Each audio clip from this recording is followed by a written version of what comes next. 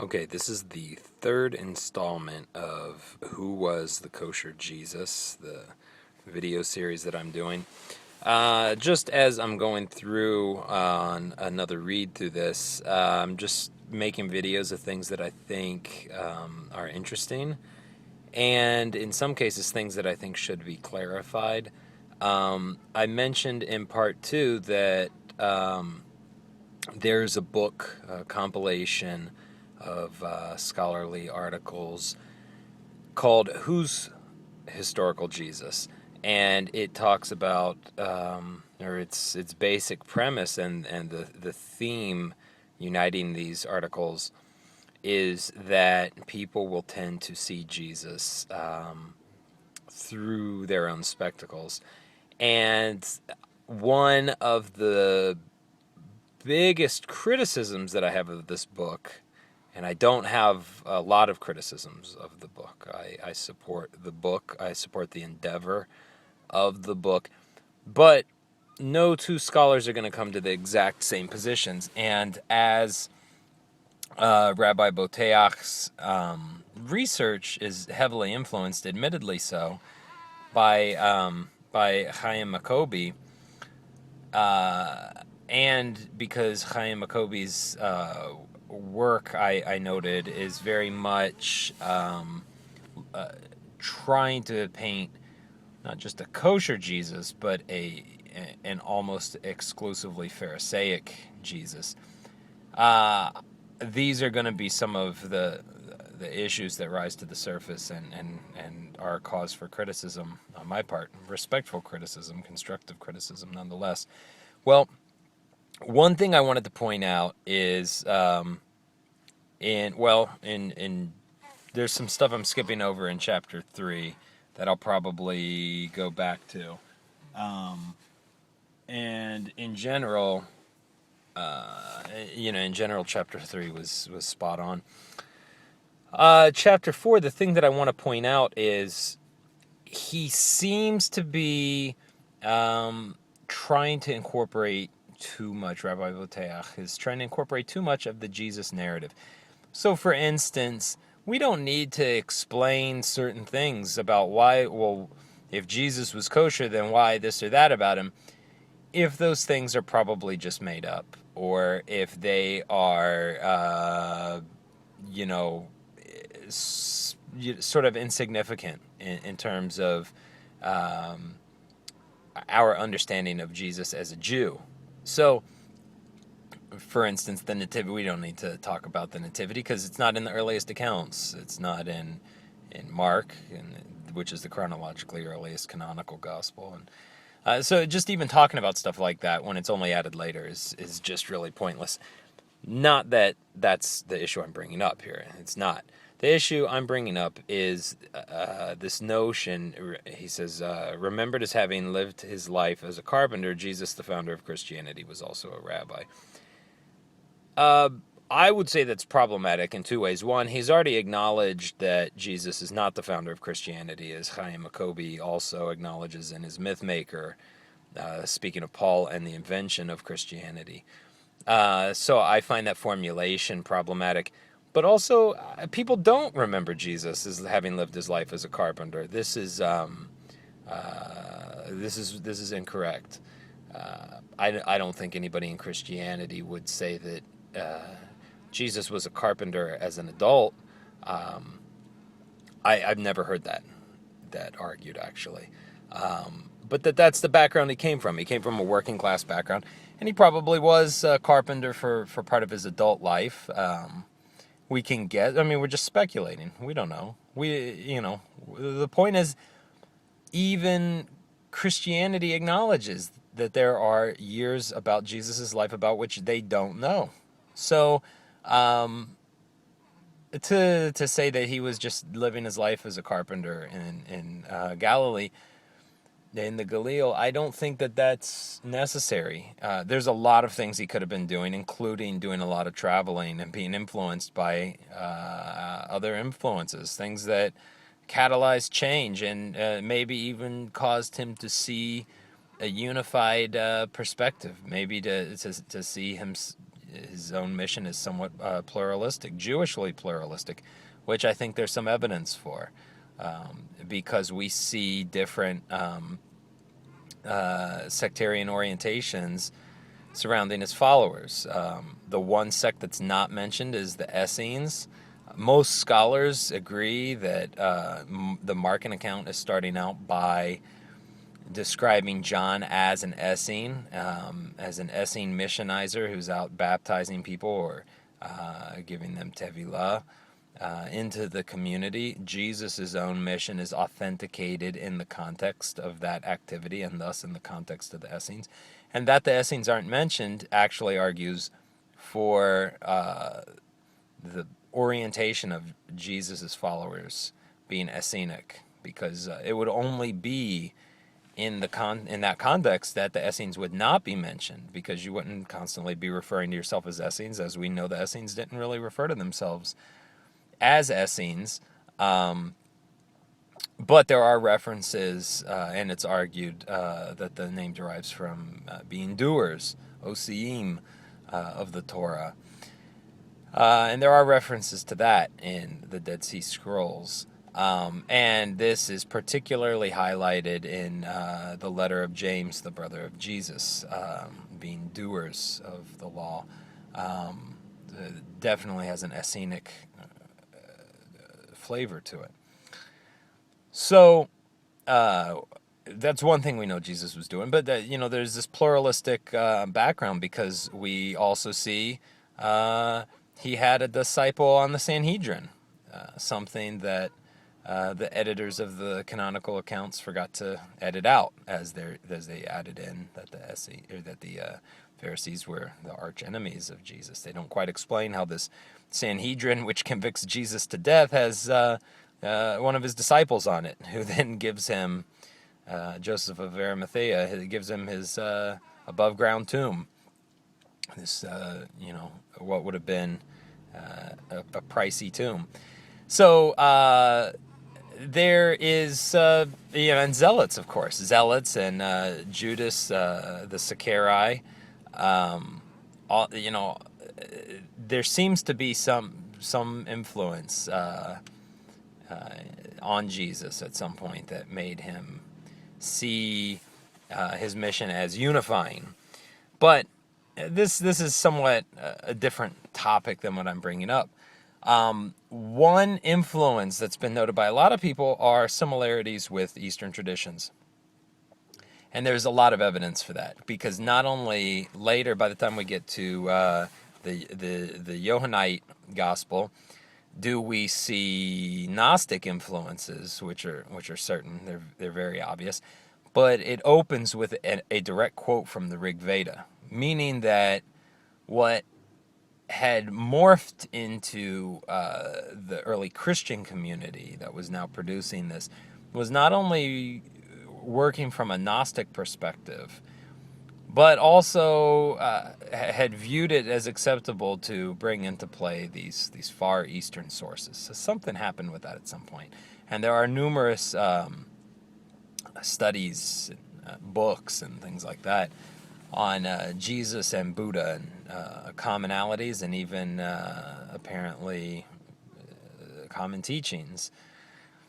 That's not to say Jesus went to India or anything like that, but it's not to say he didn't. There were established trade routes. There are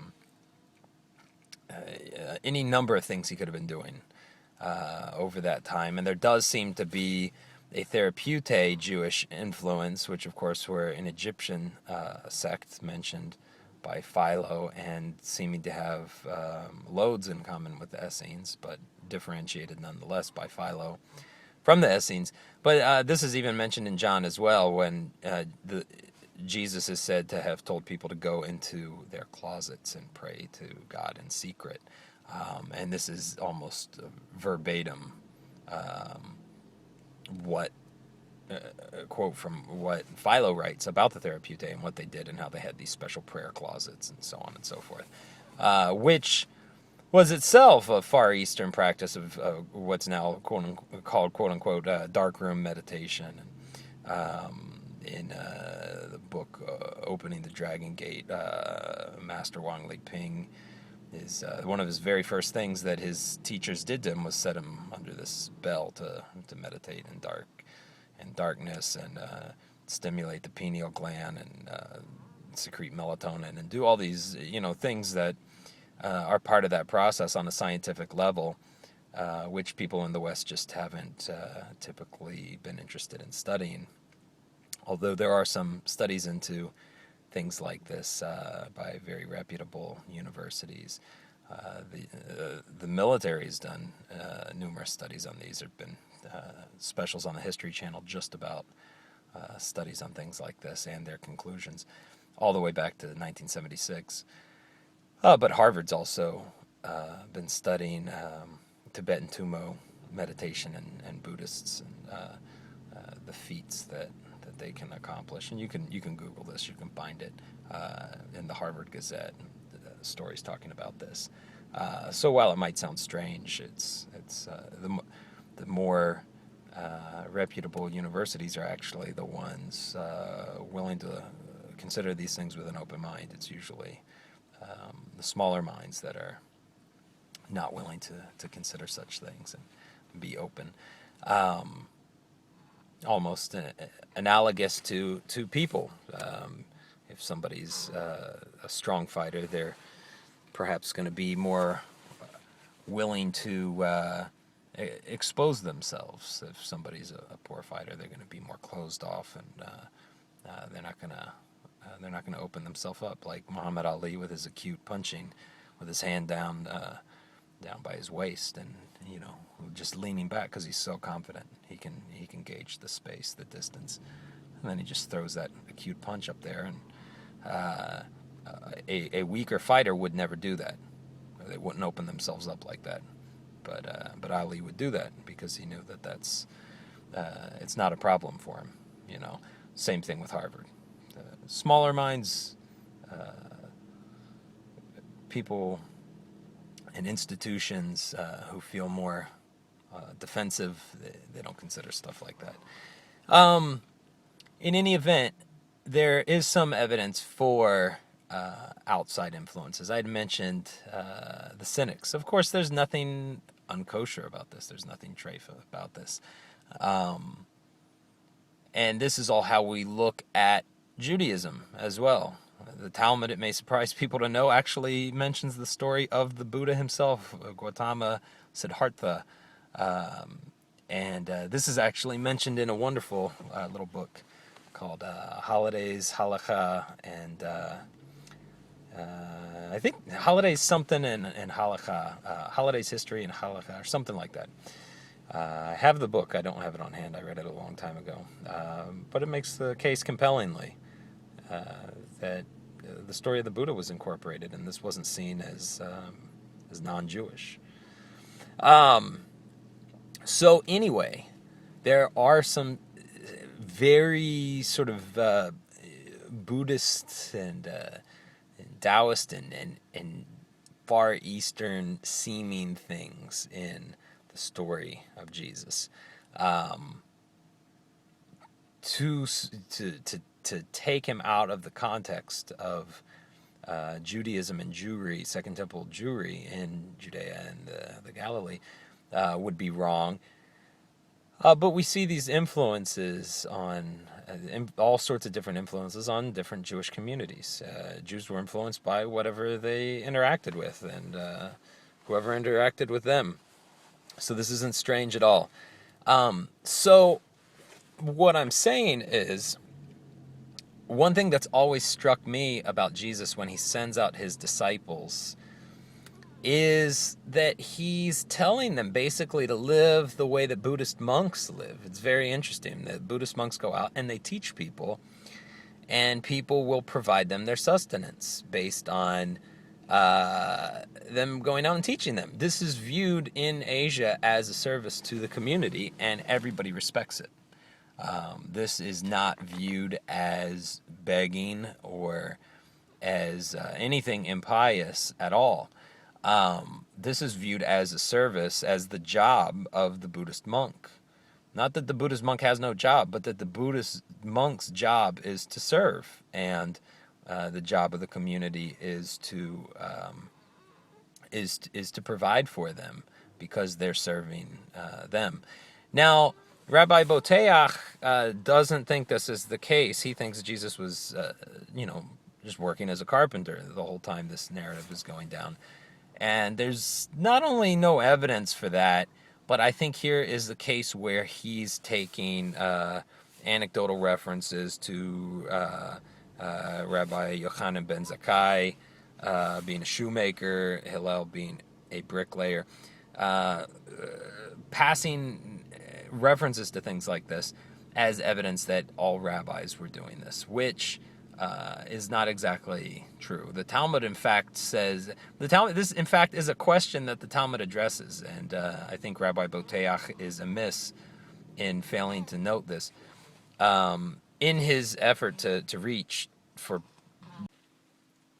So the answer that the Talmud gives is that some of these ancient masters were actually able to do all of this because of their wives. That Hashem had blessed them with financial independence, that they were able to do this. So it's not at all which is kind of an amusing answer. It's not at all as Rabbi Boteach has pointed it out that for instance, Hillel was a bricklayer because he didn't want to be a full-time teacher, or that Rabbi Yochanan ben Zakkai was a shoemaker because he, felt, I really shouldn't just be a rabbi. I should be, making shoes. This wasn't really the case. In all probability, they were just so broke, and their disciples were so broke that they were also bricklayers and shoemakers, that they were, probably being provided for in some manner, as these other sages in the Talmud are said to have been, but it wasn't enough, so they had to do these other crappy jobs. Now maybe that's also the case with Jesus. Maybe he also lived his life as a carpenter. But the argument against that is not only in the sending out of his disciples and the instructions that he gives them, which is very much akin to Asian Buddhist monasticism, but it's also the fact that he calls them away from being fishermen. He doesn't say, hey guys, let's stop fishing for the day and go proselytize. Instead, he basically tells them to pack it up, that instead of fishing for fish, they're going to fish for people. They're going to fish for men, be fishers of men. All the indications seem to be that he's saying trust in God and leave this job behind, which I don't think is the best advice for everybody. And in fact, there is both evidence and textual references to there being an inner circle and outer circle of Jesus. There's no evidence at all that he gave this advice to his outer circle of followers, which numbered in the hundreds. And those followers were probably even flakier than the accounts that we have of some of his disciples. The Markan account, for instance, paints his disciples as completely, hopelessly flaky, and Peter as almost just a bumbling idiot. It gives evidence that there were different camps, and that this was politically aligned against Peter, because it's hard to imagine Peter even being as stupid as he's presented in the Markan account. When the Christians amalgamate the accounts, then they blend that with other accounts of Peter, and he becomes just a sort of conflicted guy. But in purely the Markan account, he's a complete idiot. He never understands what Jesus is saying. Anytime Jesus tells him to do something, he does the opposite. Jesus tells him not to do something, he does it. He tells him to do something, he doesn't do it, you know. In fact, the whole story's set up that way so that he's constantly like, don't tell anybody, you know. And Peter and the disciples, but especially Peter, tell people, you know, just whatever. Then finally you get to the end and this resurrection, and he says, okay, tell everybody. And it says, and they told no one. So the author's cognizant of this. The author is writing this. It's a literary function. He's saying these guys are, you know, idiots. They don't get it. Peter didn't get it. But of course, had somebody told somebody, if this happened, right? You know, that's also an irony of the story, the narrative. That the narrator's telling us nobody told anybody, and yet he's telling you. Or she's telling you, you know, somebody writing this is telling you. But all of this is a little bit of a tangent. The point is that when Jesus goes out there and says, what are you doing this job for, to his these guys who would become his closest disciples, or perhaps already were, and it's just not being written exactly that way. And he goes out there and says, oh, you want fish? Sure. And he prays, and ta-da, there's a bunch of fish. So much it was going to sink their boat. And they got the point. He says, come with me and I'll make you fishers of men. He doesn't say, okay, let's load up those fish, take them to the market, and then you'll be fishers of men. He says, dump these fish back overboard and let's go be fishers of men.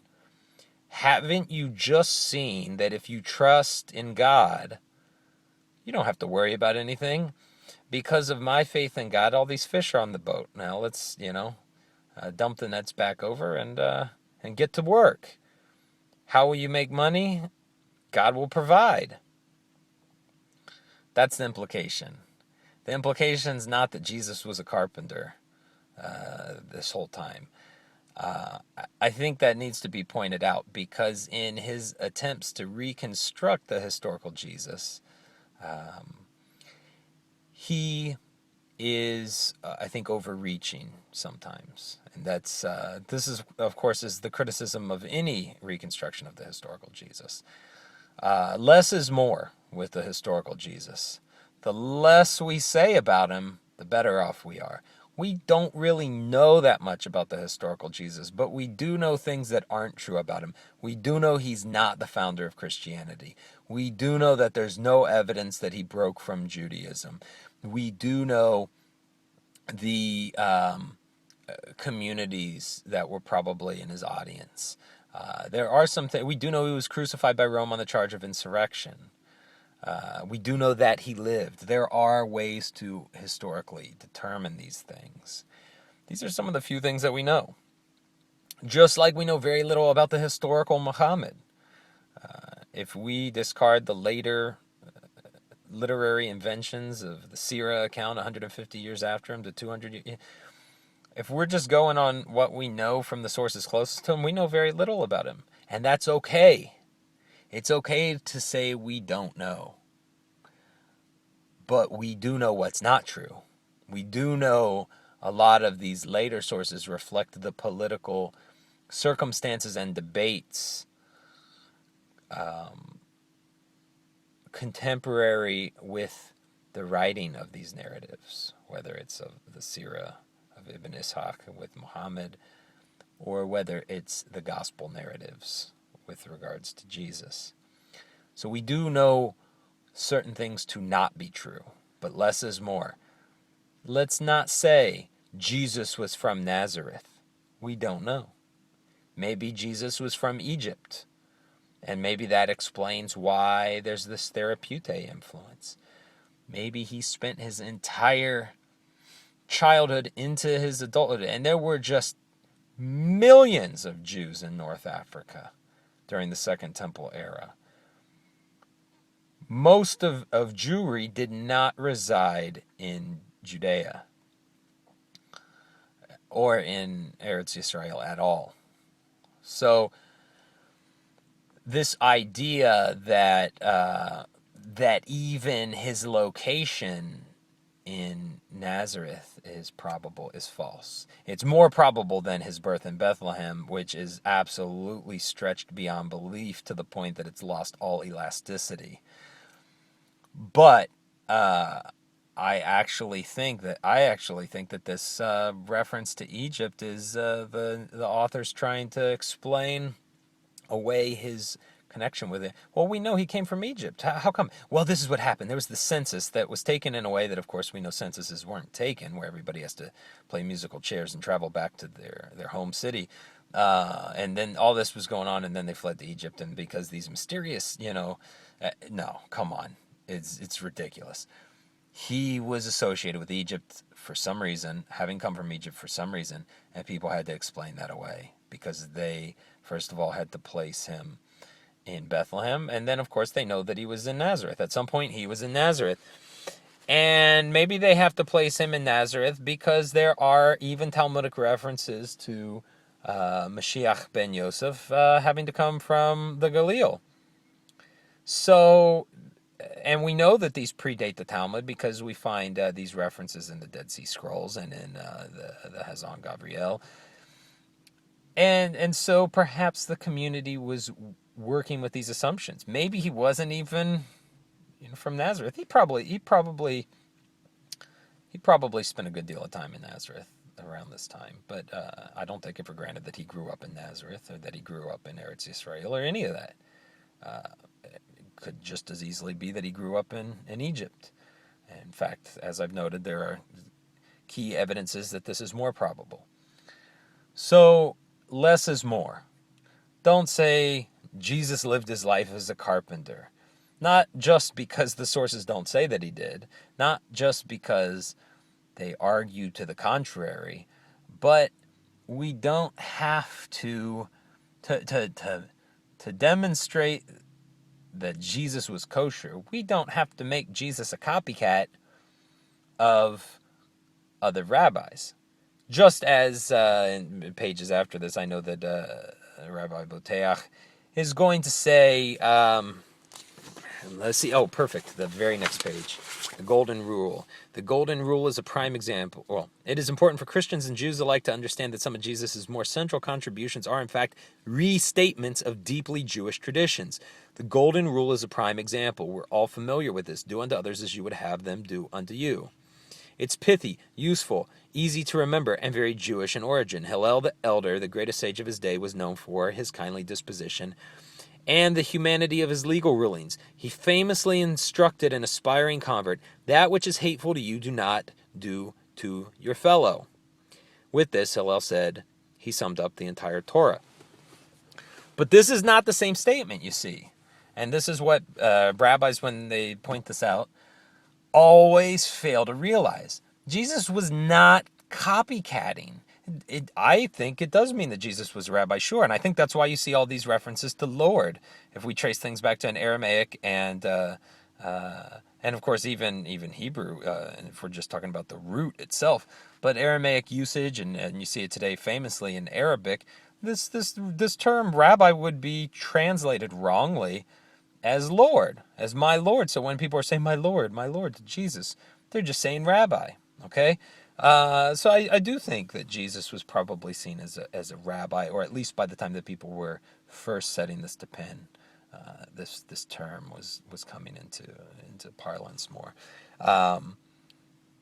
But everything he's doing is actually a little innovative, and I don't think that we need to hide from that. He is not saying the same thing as Hillel. He's agreeing with Hillel, and then he's challenging the listener to do even better.